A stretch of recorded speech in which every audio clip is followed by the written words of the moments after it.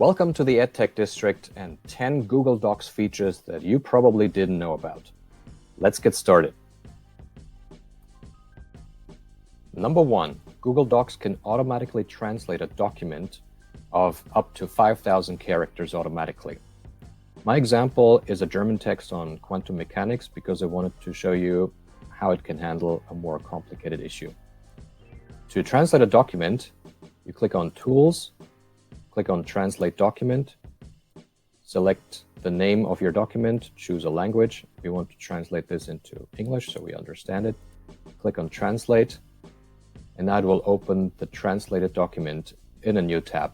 You can see it's a pretty solid translation, although there are a couple of formatting issues which we have to fix manually. Number 2. In a shared document, you can see the collaborators that have the document open right now in the top menu bar. In my case, that would be demo teacher number 1. You can click on the chat window to start a chat with the person, or if you hover your mouse over their image, then you can either add them to your contacts. In this case, it's grayed out because he's already in my contacts. I could send an email. I could schedule an event in Google Calendar. I could send a message, or I can start a video call so I can discuss things with that person right there from Google Docs. Number 3, if I click on Tools and Word Count, not only do I see all the statistics about my word count, I can also enable the function to display the word count while I'm typing. Now if I click on OK, then down here there is a display that shows my character count, but I could also change it to the words, to the pages, or I can hide it altogether.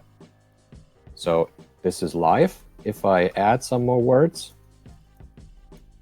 you see how the word count dynamically changes.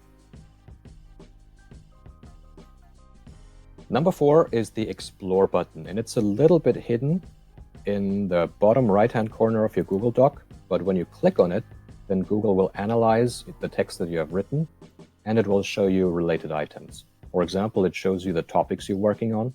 When you click on one of the topics, it will start a web search.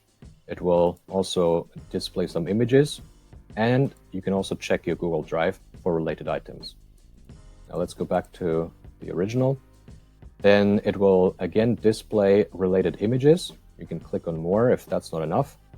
And if I put my cursor over here, I want to insert an image very quickly. All I have to do is hover over the image, click on the plus button, and it will insert the image. Apart from that, if I want to take my research a little bit further, then it will display some links to get me started. Number 5, you can enable voice typing by clicking on Tools and then Voice Typing, which will open a window with a microphone icon in it. You can drag this window around if you want to, if it's in the way somehow.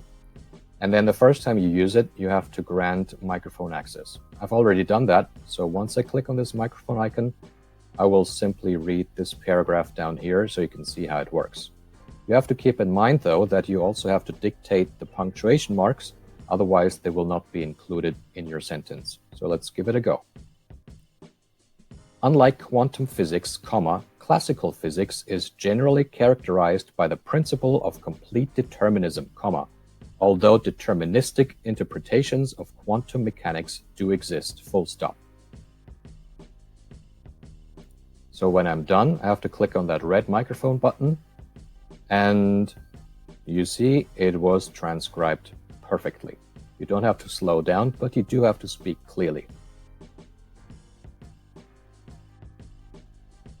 Number 6, you can right-click on any word or phrase and then explore or define it. When you click on Define, it will give you a dictionary definition, including synonyms and sometimes even antonyms. It will tell you the pronunciation. And when you click on Explore, it will start a web search based on your selected word, or an image search, or a search in your Google Drive.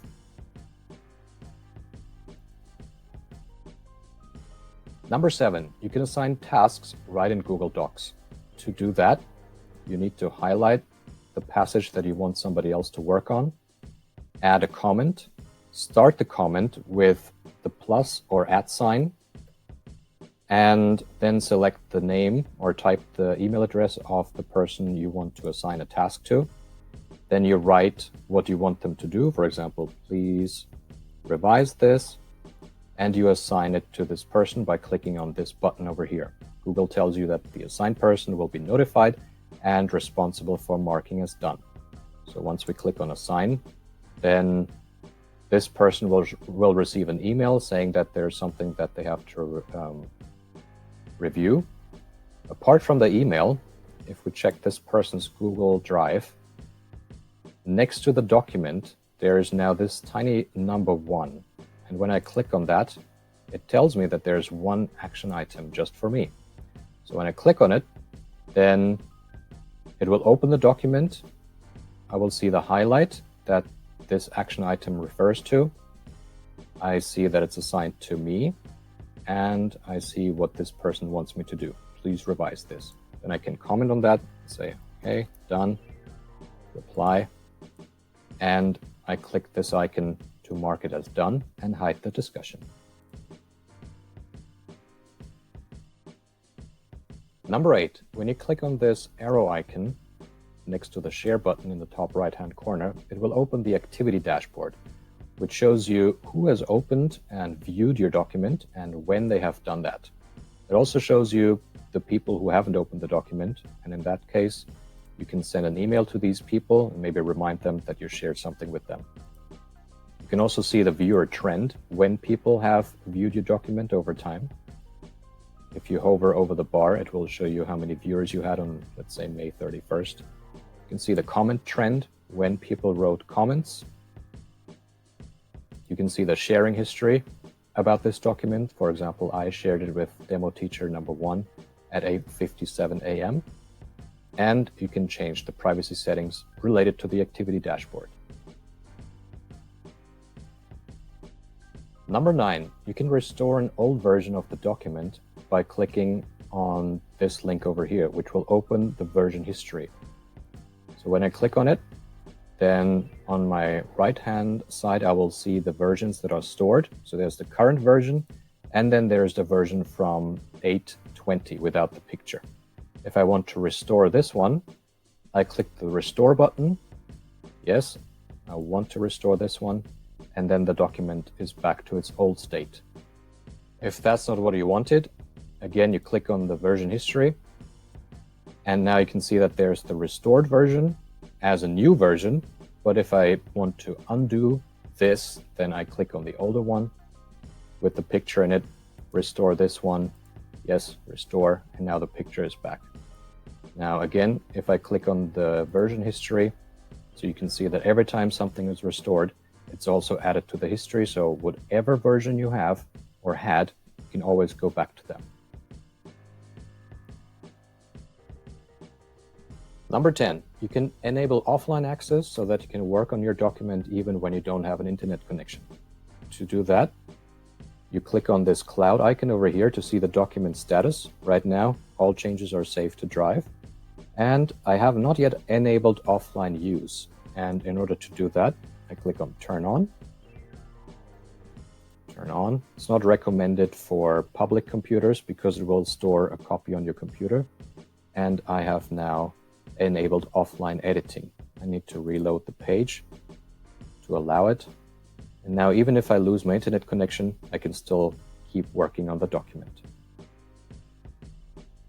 I can do the same thing if I click on File and then Make Available Offline.